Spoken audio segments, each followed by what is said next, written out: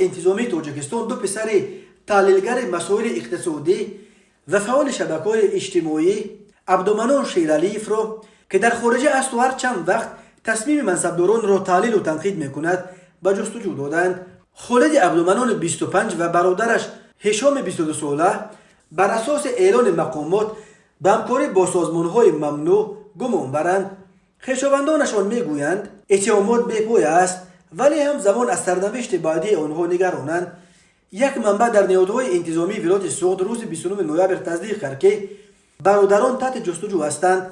به اطلاع همصحبت ما که نخواست نامش ذکر شود، یکی از آنها را شعبه کارهای داخلی نویه اشت و دیگری را ریاست امنیت ولایت سوخت میکوبند، ولی دقیق نگفت که آن جستجوی داخلی است یا بین المللی. چند همصحبت رادیو آزادی تصدیق کردند که عکس و معلومات کوتاه را درباره خالد و هاشم عبدالمنان در اداره امور داخلی نویه اشت دیدند. بنابراین اعلان خالد و هاشم به اشتراک در فعالیت حزب‌های سیاسی و اتحادیه‌های جمعیتی دینی یا دیگر تشکیلاتی که به سبب اکستریمیستی بودند منع شدند گمان برند. این بند قانون از 5 تا 8 سال زندان را در نظر دارد. پدرشان عبدالمنان شیرعلیف روز 29 نوامبر گفت خوف من این است که با در پیگرد قرار دادن پسران مقامات در حرکت آنها بین کشورها مانع و خطر ایجاد میکنند. این حرکت برای آنها بنابر آموزش و کارهایی که دارند واقعا ضروری است. از طرف دیگر مقامات میتوانند امک و تقاهای آنها را تحت فشار قرار دهند. شیرعلیف افزود بر اساس اعلان مقامات انتظامی نویه اشت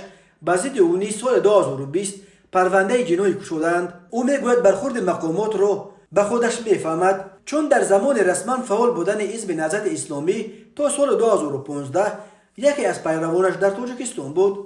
عبدالمنان شیرعلیف 42 ساله خطمرده بخش روزنامه‌نگاری دانشگاه ملی تاجیکستان است. در گذشته در شهر خوجند میز سود تجارت داشت، ولی از سال 2015 در خارج به سر میبرد.